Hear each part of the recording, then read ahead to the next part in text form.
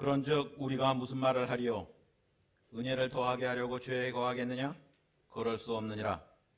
죄에 대하여 죽은 우리가 어찌 그 가운데 더 살리요? 무릇 그리스도 예수와 합하여 세례를 받은 우리는 그의 죽으심과 합하여 세례를 받은 줄을 알지 못하느냐? 그러므로 우리가 그의 죽으심과 합하여 세례를 받음으로 그와 함께 장사되었나니 이는 아버지의 영광으로 말미암아 그리스도를 죽은 자 가운데서 살리심과 같이 우리로 또한 새 생명 가운데서 행하게 하려 함이라. 만일 우리가 그의 죽으심과 같은 모양으로 연합한 자가 되었으면 또한 그의 부활과 같은 모양으로 연합한 자도 되리라. 아멘. 지난번 로마서 5장 마지막 부분에서는 아담과 그리스도를 비교하면서 아담은 오실자의 표상이다. 즉 아담은 예수 그리스도를 상징하고 있는데 같은 점이 있고 다른 점이 있었습니다. 같은 점은 뭐냐면 한 사람의 삶과 행동이 많은 사람에게 영향을 줬다는 점에선 같았다는 거죠. 아담 한 사람의 범죄가 많은 사람을 죄인 만들었고 예수 그리스도 한 사람의 삶이 그의 순종이 모든 사람에게 축복을 가져왔다. 그러니까 영향을 미친 면에서는 같지만 그 과정은 같지만 결과는 달랐다 그렇게 얘기했죠. 즉 아담의 삶의 결과는 파괴와 죽음과 모든 인간들을 죄 가운데 빠뜨렸다면 예수 그리스도 한 사람이 행한 것의 결과는 그와 반대로 그의 의로운 행동은 많은 사람을 구원했고 그의 순종은 모든 사람에게 생명을 가져왔다. 그게 지난번에 5장 마지막 부분의 말씀이었어요. 그러니까 죄가 왕노릇하던 아담으로 인해서 죄가 왕노릇하다가 예수 그리스도로 말미암아 은혜가 왕노릇하는 세상이 됐다. 그것이 이제 5장 끝의 결론이었죠. 자, 이제 그렇다면 이제 오늘 이 마지막 5장 마지막과 연결시켜서 오늘 1절에 이제 은혜에 대한 얘기를 하는데 그런즉 우리가 무슨 말을 하리요? 은혜를 더하게 하려고 죄에 거하겠느냐? 은혜가 왕노릇하게 됐는데 우리가 은혜를 더하게 하려고 죄에 거할 수 있겠느냐? 은혜란 거는 우리가 잘 알듯이 엄청나게 좋은 것을 받을 자격이 없는 자에게 거저주는 겁니다. 그게 은혜죠. 그래서 은혜를 받았다는 것, 특별히 은혜가 주관하는 세상, 은혜가 왕노릇하는 세상에서 산다는 것은 엄청나게 큰 축복이에요. 그러나 그 은혜가 왕노릇하는 세상에 사는 사람들 중에 부작용과 몇 가지 문제점들이 생기는데 뭐냐면 그 은혜를 귀한 줄 모르고 사는 게 첫 번째입니다. 그래서 은혜에 대해서 감사하지 않고 광야 이스라엘 백성처럼 원망하고 은혜를 받으면서도 은혜 가운데서도 불평하며 살 수 있는 거예요.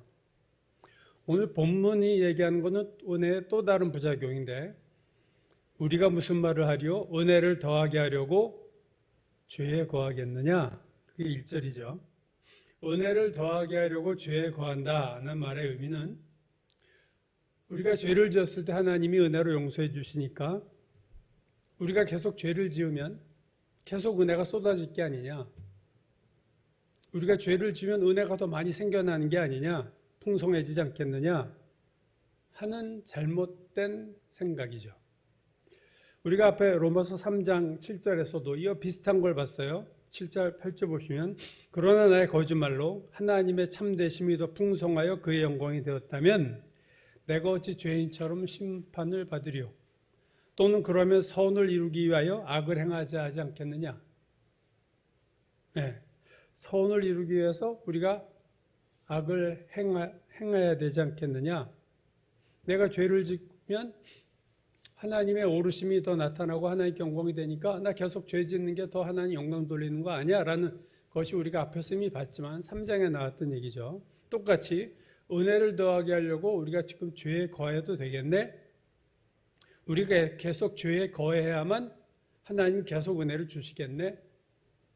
하는 거죠. 은혜를 더하게 하려고 죄에 거한다는 것은 다르게 말하면 예수를 믿고도 이전의 삶을 계속해서 살아가는 걸 말해요. 은혜가 왕노릇하는 세상에 살면서도 죄가 왕노릇하던 세상에 살던 때처럼 계속 죄를 짓고 사는 거예요. 죄를 짓고 살면서 은혜의 풍성함을 누리겠다. 왜? 내가 예수 믿고 계속 죄를 지어도 다 용서해 주시니까. 그래서 나는 변하지 않고 은혜가 왕노릇하는 세상에 왔지만 삶은 이전처럼 계속 살고 죄를 짓고 뭐 또 용서받으면 되지. 이러한 아니란 생각으로 살 수 있는 거죠. 그러한 자들에게 대답하는 말이 2절입니다. 그럴 수 없다. 은혜를 더하게 하려고 죄에 거하겠느냐? 그럴 수 없다. 왜 그럴 수 없느냐 할 때 이제 오늘 2절 후반부가 되게 중요한 구절인데요. 바울이 매우 중요한 대답을 합니다. 죄에 대하여 죽은 우리가 어찌 그 가운데 더 살리오? 죄에 대하여 죽은 우리가 어찌 그 가운데 더 살리오? 왜 은혜를 더하게 하려고 죄에 거하는 것이 불가능한가? 그 이유는 우리가 죽었다는 거예요. 죽었기 때문이다. 여기서 우리란 누굽니까? 로마 교회 교인들, 바울을 포함한 모든 그리스도인이에요. 모든 그리스도인들이 죄에 대해서 이미 죽었다는 거예요. 자, 죄에 대해서 죽었다. 언제 죽었느냐 할 때 오늘 그 2절의 그 동사 시제에 대해서 킹제임스 성경이나 몇몇 성경은 현재나 현재 완료를 썼지만 대부분의 영어 성경들은 과거 시제를 씁니다. 우리말 성경들도 이미 죽었다 하고 이 과거 시제를 썼어요. 그건 헬라어 그 에어로이스트라는 그 영어나 우리말에 없는 특별한 시제가 있습니다. 에어리스트라고 하는 뭐 단순 과거다 이렇게 번역하지만 되게 다양한 용법이 있는데 그걸 이제 해석을 다르게 해서 이렇게 나왔지만 대부분의 성경은 죽은 시점을 과거로 보는 거예요. 우리는 이미 죽었다.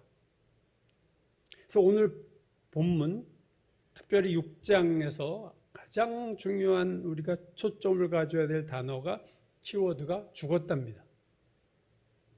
로마서 6장에 죽었다는 단어가 얼마나 많이 나오는 걸 우리가 한번 보죠. 오늘 6장 2절에 보죠. 6장 2절 죄에 대하여 죽은 우리가 자, 죽었다는 얘기가 나오죠.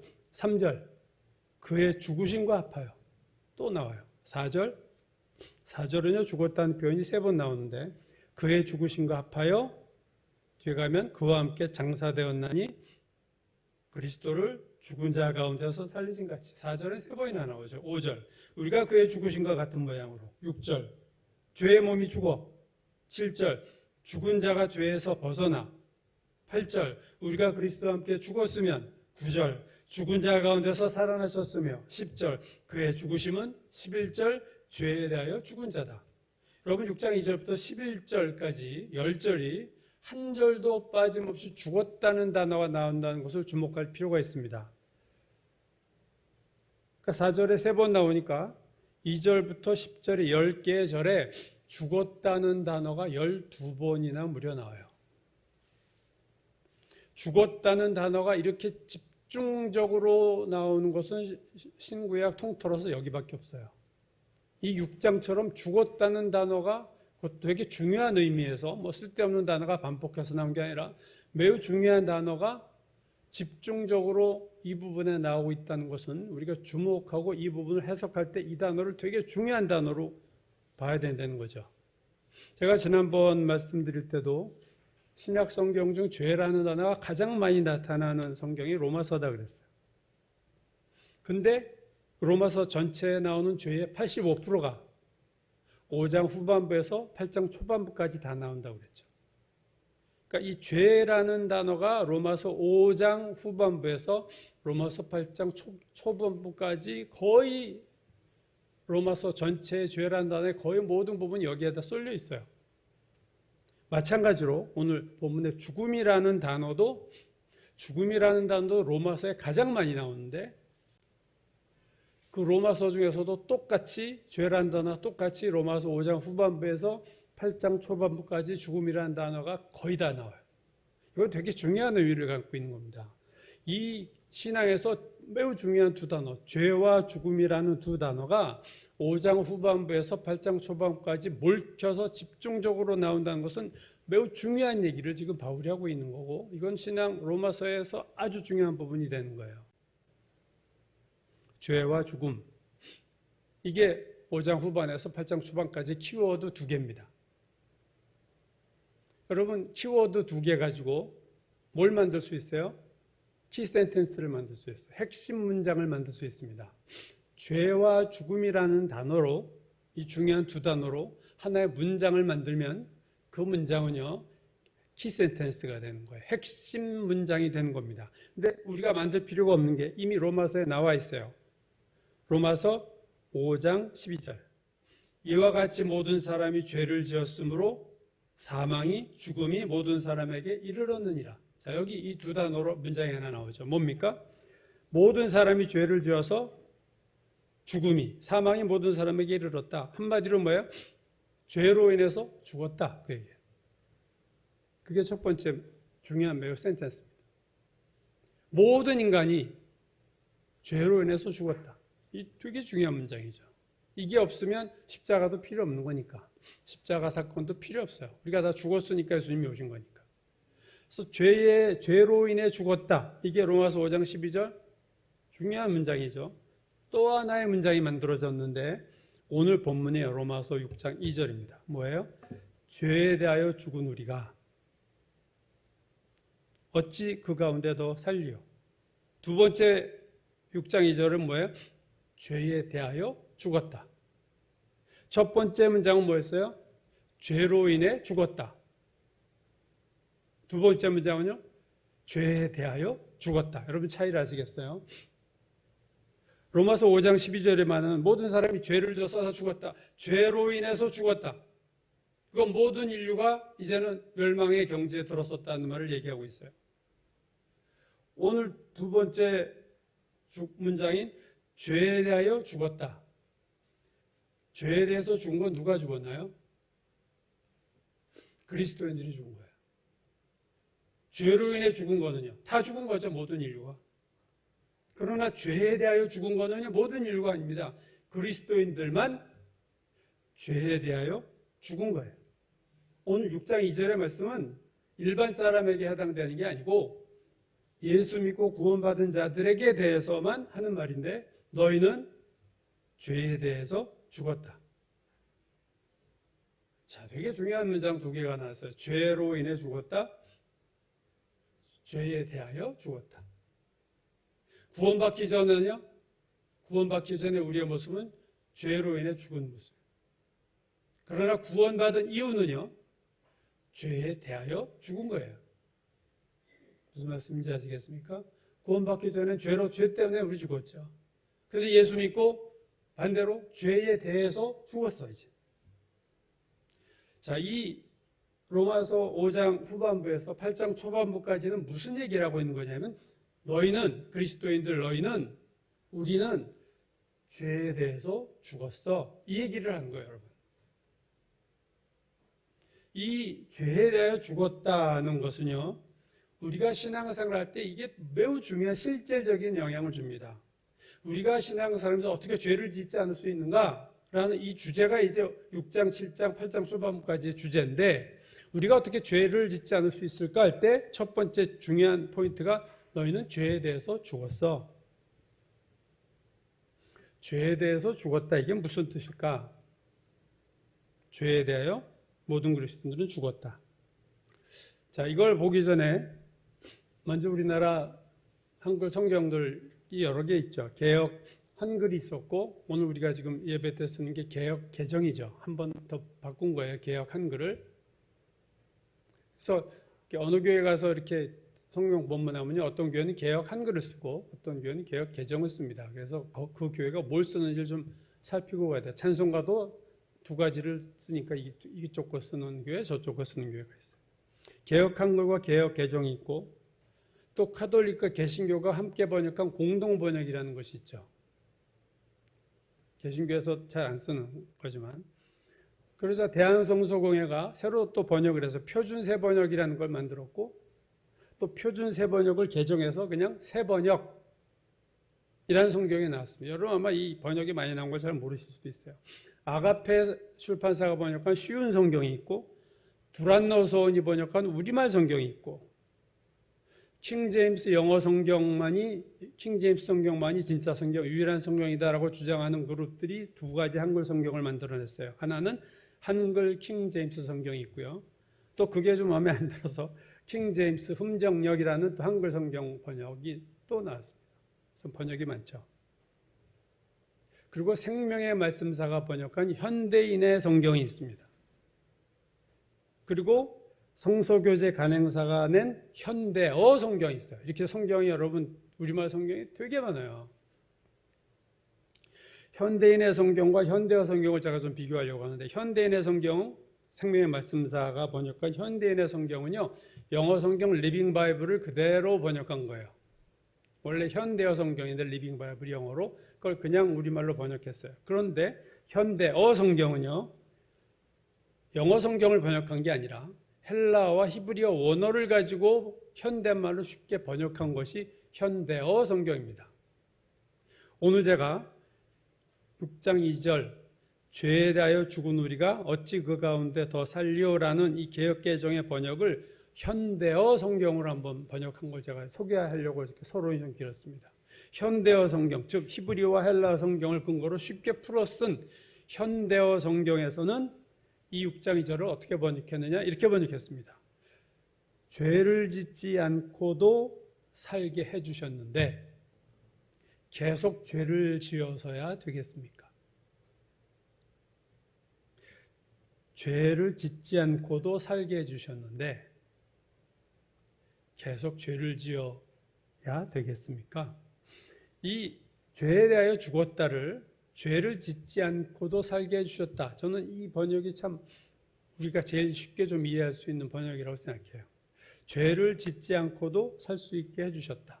다른 성경은 다 죄에 대하여 죽었다 이렇게 번역했는데, 알듯 모르듯 한 단어 썼지만 현대어 성경은 죄를 짓지 않고도 살 수 있게 해주셨다. 예. 그 말은 구원받기 전에는 죄를 짓지 않을 수가 없어요. 우리가 살면 그냥 다 죄예요. 근데 예수를 믿고 난 다음에 달라진 거는 죄를 짓지 않고도 살 수 있어요. 우리가 물론 죄를 짓고 살 수도 있죠. 그러나 죄를 짓지 않고도 살 수 있어요. 구원받기 전에는 선택이 아직 없습니다. 우리는 그냥 죄를 원하지 않아도 죄를 짓고 그냥 사는데, 구원받은 이후에 하나님 우리를 바꿔주신 부분이 있는데, 그거는 죄를 짓지 않고도 살 수 있는 존재로 우리 존재를 바꿔주셨다는 거예요. 자, 어떻게 이렇게 우리를 이러한 존재로 만들어 주셨을까? 거기에 대해서 오늘 3절이 이렇게 말씀합니다. 무릇 그리스도 예수와 합하여 세례를 받은 우리는 그의 죽으심과 합하여 세례를 받은 줄을 알지 못하느냐? 자, 세례 얘기가 나왔는데 오늘 이 3절에서 그리스도 예수와 합하여 세례를 받은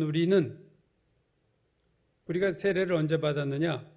그의 죽으심과 합하여 세례를 받은 줄, 여기서 이 동사가 받은 시점을 보면요, 과거예요. 예수 믿었을 때. 그러니까 우리가 그리스도와 예수 합하여 세례를 받은 시점이 언제냐? 예수 믿을 때. 고린도전서 12장 13절 이렇게 말합니다. 우리가 유대인이나 헬라인이나 종이나 자유인이나 다 한 성령으로 세례를 받아 한 몸이 되었고 그리스도의 몸이 된, 세례를 받아서 그리스도의 한 몸이 됐다. 이게 구원받은 시점이에요. 즉 우리가 그리스도 합하여 세례를 받은 시점은 예수 믿을 때. 여기서 그리스도 예수와 합하여 세례를 받았다. 이 세례란 뭐냐면요, 예수 그리스도와 합한 거예요. 연합한 거예요.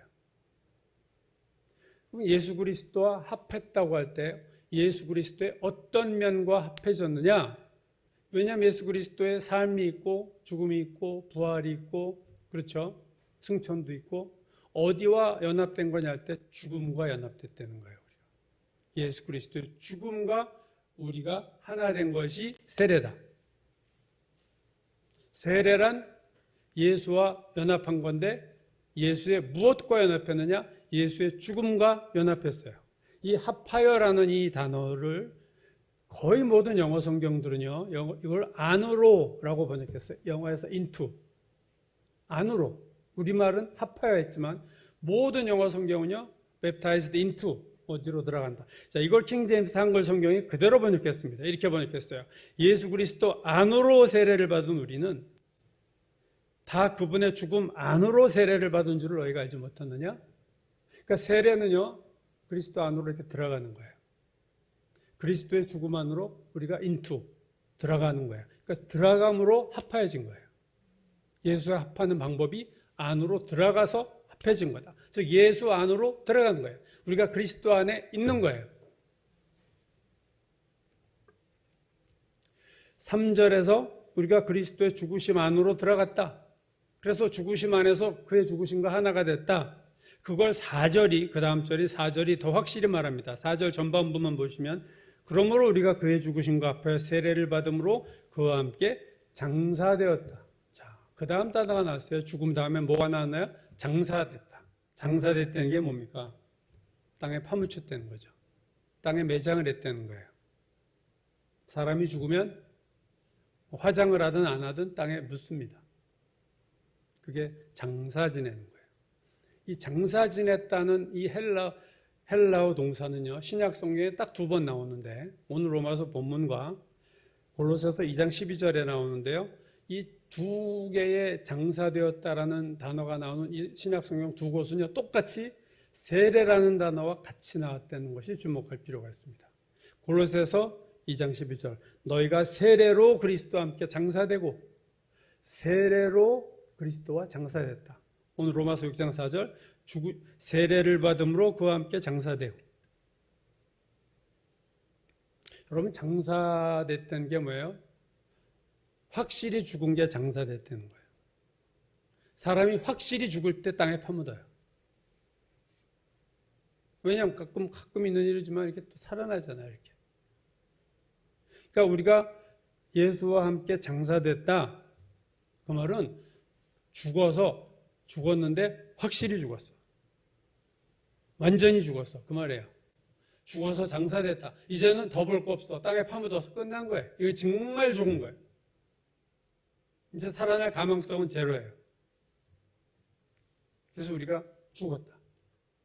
근데 우리의 죽음은요, 우리의 단독 죽음이 아니죠. 아까도 얘기했듯이 그의 죽으심과 합하여 세례를 받음으로 그와 함께 장사되었다. 그와 함께 장사됐고 죽으심과 합하여 세례를 받았다. 옛날 왕들이 죽은 무덤을 파내면 가끔 그 왕만 있는 게 아니라 그 주변에 왕이 쓰던 소장품들도 나오고 심지어는 그가 부리던 종들도 같이 묻어버리는 무덤들을 우리가 발견하죠. 그러니까 왕만 묻히는 게 아니라 왕과 함께 그의 각 쓰던 물건이나 때로는 그가 부리던 노예나 종이 다 함께 묻혀요. 마찬가지로 먼저 예수가 죽었는데 우리가 거기에 따라 묻힌 거예요. 예수가 장사되었는데 먼저 예수가 죽고 먼저 예수님이 장사됐어요. 거기에 따라 우리는 묻어서 세례받을 때 그와 함께 죽어버리고 그와 함께 장사됐다. 그 말이죠. 그러니까 구원받았다는 것은 예수님이 밟으신 모든 과정을 함께 하는 거예요. 그가 죽으면 우리도 죽고 그가 장사되면 우리도 장사되고. 5절은 이렇게 말합니다. 만일 우리가 그의 죽으심과 같은 모양으로 연합한 자가 되었으면 또한 그의 부활과 같은 모양으로 연합한 자가 되리라. 뭐와 연합한다고요? 죽으심과 연합하면 부활도 연합해요. 그러니까 예수를 믿으면 예수와 함께 죽고 예수와 함께 장사되고 예수와 함께 부활하는 거예요. 이 모든 과정이 같이 들어요. 왜? 우리가 그 안으로 들어가 버렸기 때문에. 이 비유를, 우리가 그리스도 안에 있다는 비유를 와츠만니라는 중국의 그 와츠만니가 참 좋은 비유를 했습니다. 그가 이 부분을 이렇게 항상 사람들한테 설교할 때마다 이렇게 설명했다는 거예요. 여기 종이 한 장 있습니다. 이 종이 한 장을 책 속에다 이렇게 끼워 넣었어요. 책 속에다 그 종이를 이렇게 접어넣듯 그냥 넣었어요. 그리고 이 책을 우편으로 보냅니다. 그러면 그 책 사이에 끼워진 종이는 어떻게 돼요? 책이 가는 곳에 함께 가요. 그렇죠? 책이 부산으로 가면 종이도 부산으로 가고, 책이 물에 빠지면 그 종이도 물에 빠지고, 우리가 그리스도 안에 있다는 것이 이와 같다는 거예요. 우리 종인데 그리스도 안에 이렇게 끼워졌어요. 그럼 그리스도가 죽으면 같이 죽어. 장사되면 같이 장사돼. 그가 살아나면 같이 살아나는 거예요. 그게 세례가 주는 의미입니다. 그리스도 안에 우리가 있으면 그리스도가 경험하는 모든 것을 함께 경험해요. 즉 우리가 그리스도 안으로 들어가면 세례를 받아 우리는 예수와 공동 운명체가 되는 거예요. 그의 모든 것이 우리에게도 해당되는 거예요.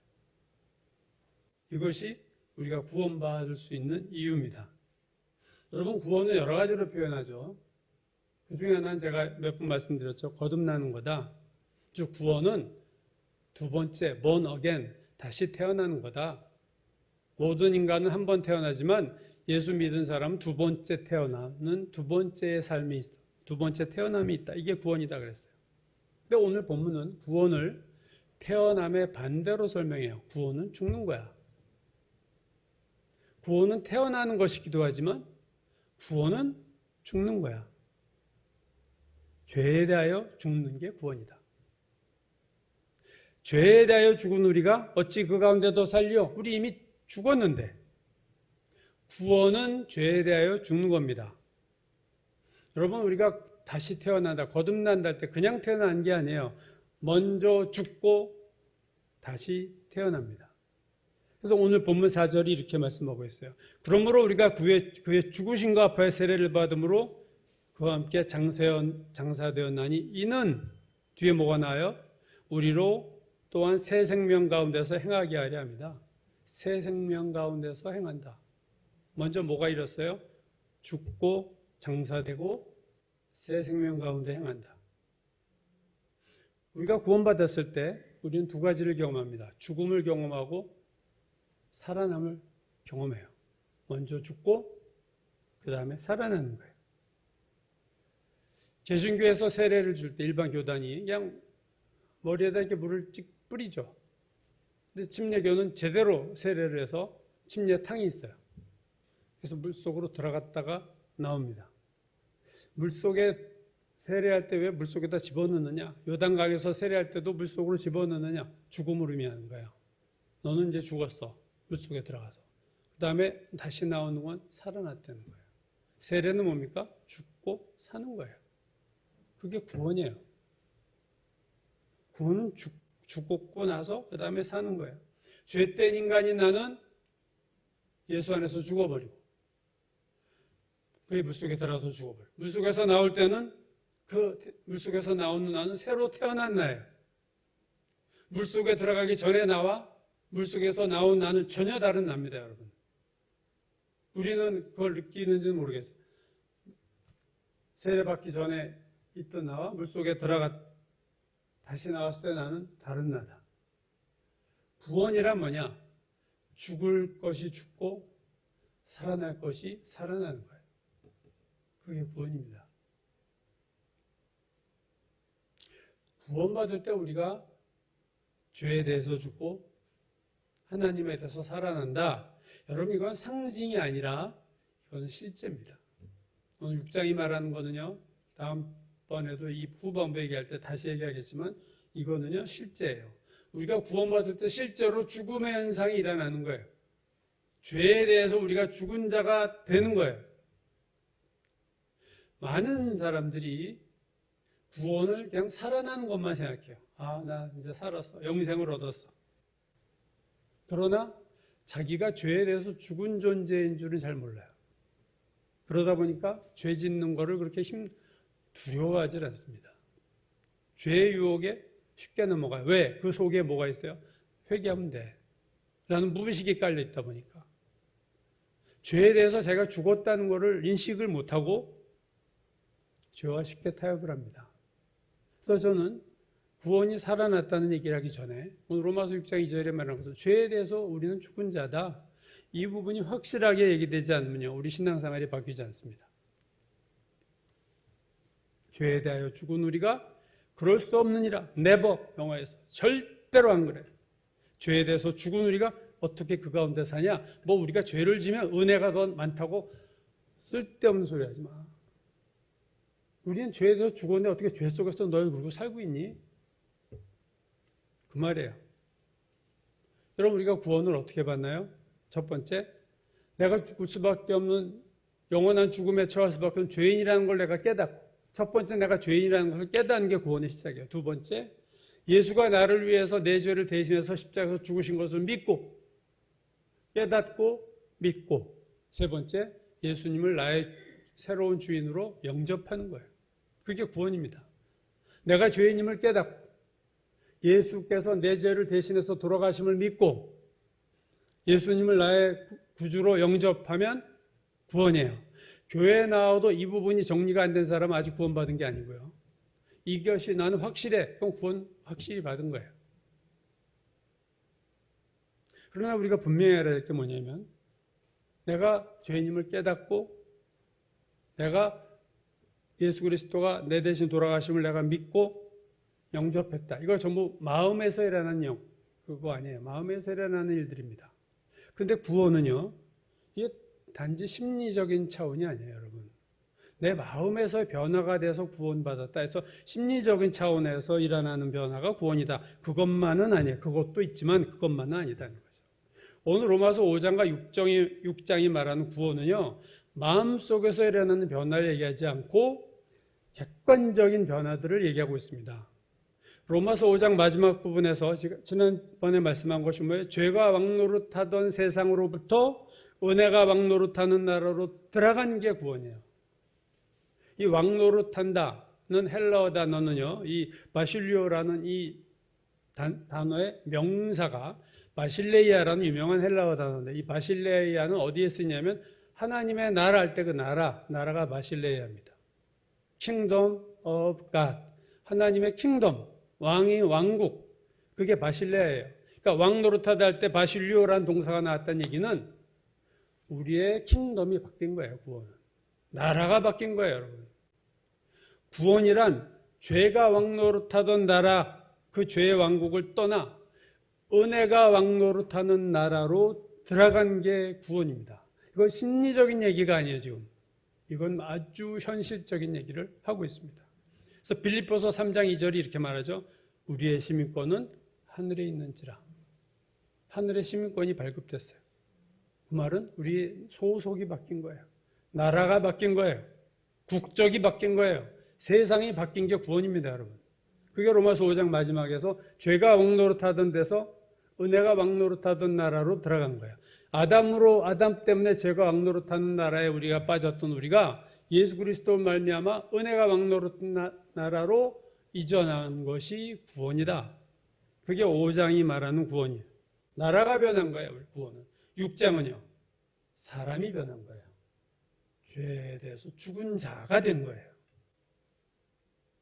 왕국, 나라가 변해도 사람이 변하지 않으면 어떻게 되겠어요? 구원은 나라가 변할 뿐 아니라 그 나라에 소속된 하늘나라 시민권을 가진 자의 신분이 바뀌고 존재가 바뀐 거예요. 어떤 존재로 바뀌었다고요? 죄에 대해서 죽은 자, 인간이 됐다는 거예요. 오늘 6장 3절에서 바울이 이렇게 하죠. 무릇 그리스도 아파여 세례를 받은 우리는 그의 죽으심과 아파여 세례를 받은 줄을 알지 못하느냐?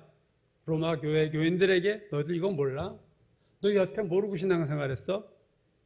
구원받았다는 것이 죄에 대해서 죽은 존재가 됐다는 것을 너희가 몰라? 로마 교회 교인만 몰랐나요? 오늘날도 모르는 사람들 되게 많아요. 그냥 살아난 것만 생각해. 이제 뭐 흥청망청 예수 안에서 은혜 받고 또 뭐 긴장 하나도 없이 내가 살고 싶은 거 다 살고 주여 하고 주일날 회개하고 자기 전에 회개하고 변화되지 않고 옛날 모습은 그대로 나타나면서 자기 자신이 구원받을 때 변화된 존재라는 것을 모르기 때문에 계속 반복적인 죄를 짓고 있는 거예요. 여러분, 구원의 과정을 보면요, 인간이 존재가 여러 번 바뀌었습니다. 첫 번째, 제가 창조할 때 인간, 아담, 에덴 동산에서의 아담, 죄가 없었고 사망이 없었던 때 것입니다. 그렇죠? 그게 하나님이 처음 창조하신 모습이었어요. 그런 아담의 선악과 사건 범죄 이후 이제 인간은 그때의 인간이 아니에요. 이제는 인간은 태어날 때부터 죄인으로 태어납니다. 그리고 모든 인간은 이제 죽음을 경험해요. 하나님이 창조한 모습이 이젠 아니에요. 변형된 거죠. 죄로 인해서 변형된 존재가 오늘날의 인류입니다. 그러나 우리가 예수 믿고 구원받으면 우리는 또 한 번 변해요. 이제는 뭐예요? 죄에 대해서 죽은 자가 됩니다. 다시 두 번째 태어남이 있고 성령이 내 안으로 들어오셔서 거주하시는 존재가 된 거예요. 이건 완전히 다른 인간이 된 거예요. 그래서 그리스도 안에서 고린도서가 새로운 피조물이다라고 말하는 것은요. 우리 완전히 또 다른 존재예요. 여러분 몇 번 변했나요? 우리가 창조 이후로 2번 변했어요. 구원받을 때까지. 에덴 동산에서의 아담의 모습, 아담의 범죄 후의 인간의 모습, 예수 믿고 변화된 세 번째 모습. 그게 여러분 구원입니다. 구원은요, 우리 존재가 바뀐 거예요. 새로운 피조물이 된 거예요. 우리 안에 성령이 있어요. 예수 믿지 않은 사람 안에 성령은 전혀 있을 수 없지만 예수 믿은 사람은 성령이 그 안에 있습니다. 같은 가족이라도 예수 믿지 않은 사람 안에 성령이 없고 예수 믿은 사람 안에 성령이 있어요. 그래서 휴거될 때 그 안에 성령이 있는 사람은 올라가는 겁니다. 가족도 생이별해요. 다 분리되게 돼 있어요, 나중에. 이건 되게 중요한 거예요. 구원이 뭔가에 대해서. 이건 너무나도 중요한 거예요. 자, 그래서 우리가 새로운 피조물이 됐지만 이게 끝이냐? 그렇지 않죠. 오늘 마지막 5절에 뭐라고 그래요? 5절이 만일 우리가 그의 죽으심과 같은 모양으로 연합한 자가 되었으면 또한 그의 부활과 같은 모양으로 연합한 자도 되리라. 그의 부활, 그는 그리스도죠. 예수 그리스도의 부활과 같은 모양, 예수 그리스도가 부활하실 때 그 모양 모습으로 우리도 변화하리라. 여러분, 이 모습이 구원받은 자의 최종 모습입니다. 오늘 우리가 구원받은 자의 모습이 예수 믿기 전의 모습과 변했지만 이게 최종 모습은 아니에요. 우리의 최종 모습은 예수 그리스도가 부활하셨을 때 그 부활한 몸으로 한 번 더 변하는 것이 우리에게 남은 마지막 변화입니다. 지금은 구원받은 자나 구원받지 않은 자의 모습이 다 똑같아요. 우리가 예수를 믿어 새로운 피조물이 되고 죄에 대해서 죽은 자가 되고 성령이 내 안에 계셔도 우리의 몸은 죽고 죽은 몸은 썩어집니다. 똑같아요. 차이가 죽을 때까지 똑같아요. 그러나 주님이 재림하실 때 예수 믿고 죽은 자들은 썩지 아니할 몸으로 변화됩니다. 고린도전서 15장 51절 52절 보라 내가 너에게 비밀을 말하노니 우리가 다 잠잘 것이 아니오 마지막 나팔의 순식간에 호련히 다 변화하리니 나팔 소리가 나며 죽은 자들이 썩지 아니할 것으로 다시 살아나고 우리도 변화되리라. 한 번에 더 변형이 남아있어요. 한 번의 변화가 더 남아있어요. 그러니까 결국 아담의 원 모습에서 부활의 몸으로 바뀌는 데까지 4개의 인간 유형이 나눠지는 거예요, 여러분. 전혀 다른 존재들입니다. 에덴 동산 아담과 아담 이후의 죄인의 모습이 본질적으로 다른 모습이고 예수 믿고 구원받은 사람이 또 전혀 다른 모습이 되고 마지막에 주님 재림하실 땐 우리의 몸조차 영이 아니라 몸도 완전히 변화되어서 썩지 않는 몸으로 변화되는 것이 최종 우리의 모습이에요.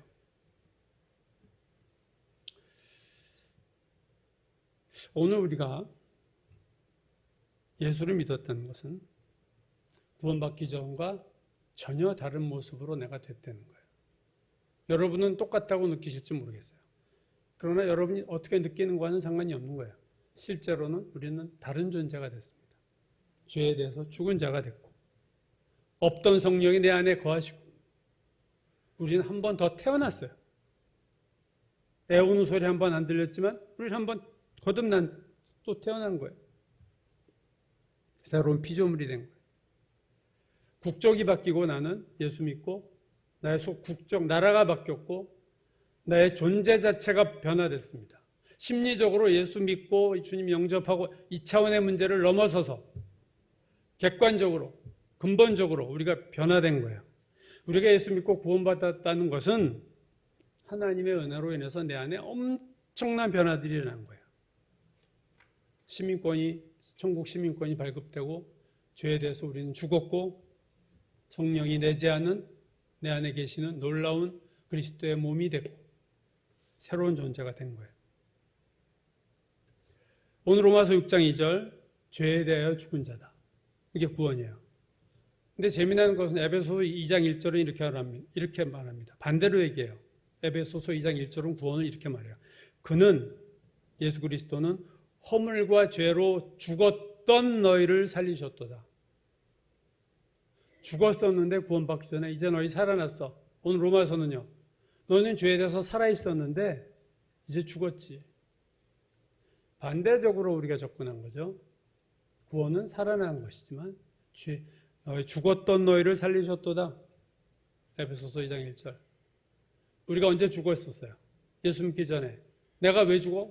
움직이고 돌아다녔는데 여러분 예수 믿지 않은 자들 다 지금 죽은 자들입니다. 하나님에 대해서 죽은 자들이에요. 영생에 대해서 죽은 자들이에요. 천국에 대해서 죽은 자들이에요. 이 세상에서 아무리 편하게 살고 건강하게 살고 돈 많이 있어도 죽은 거예요. 죽었던 너희를 살리셨도다. 에베소 교회 교인들이 예수 믿고 나서 뭘 달라진 게 있어요? 근데 너희는 옛날에 죽었고 지금 너희 살아난 거야. 오늘 로마서는요. 죄에 대해서 너희가 살아있었는데 이제 죄에 대해서 죽은 자야. 이제 거꾸로 죽은 자예요. 이게 여러분 구원입니다. 오늘 로마서는 특별히 죄에 대해서 죽었다. 우리의 존재가 다른 존재가 됐다. 이게 구원입니다. 이러한 구원 우리가 제대로 알아야 돼요. 이제는 우리가 더 이상 구원받기 전처럼 살면 안 되는 존재로 바뀌었다는 거예요. 죄를 짓지 않을 수 있는 존재로 바꿔놨어요. 그러므로 내가 지금 죄를 짓는 것은 내 책임이에요. 이전에는 불가항력적이에요. 아담의 자손으로 태어난 자는 죄를 안 지을 수가 없지만 이제 하나님 우리를 죄 짓지 않을 수도 있는 자로 만들어 놓으셨는데 회개하지라는 그 무의식 잠재식 속에서 죄 유혹에 와도 물리치지 않고 그냥 죄와 피 흘리기까지 싸우지 않고 쉽게 넘어가는 것은 내 책임이고 하나님께서 그 부분을 대해서 우리에게 책임을 물으실 겁니다. 우리가 죄에 대해서 죽은 자다. 이걸 제가 다음번 설교 때 더 구체적으로 이제 말씀드리겠지만 이 오늘 5절까지의 말씀은요. 우리의 존재가 어떤 존재냐. 너희는 죄에 대해서 죽었어. 그래서 죄 지으면 은혜가 더 풍성해. 그거는 구원받지 않은 자이거나 무지하고도 무식한 자들의 얘기다 하는 거죠. 오늘 우리의 구원을 다시 한번 이해하고 이 구원이 얼마나 놀랍고 우리에게 책임을 요구하고 있는가 하나님이 우리를 변화시켜 놓고 죄에 대해서 너희는 죽은 자다. 이제 너희는 죄를 짓지 않을 수도 있어. 너희들이 죄 짓지 않고 살아라는 명령이 우리의 구원과 함께 주어졌다는 것을 기억하고 우리가 죄와 싸워서 죄를 점점 더 짓지 않는 자로 바꿔야 될 줄로 믿습니다.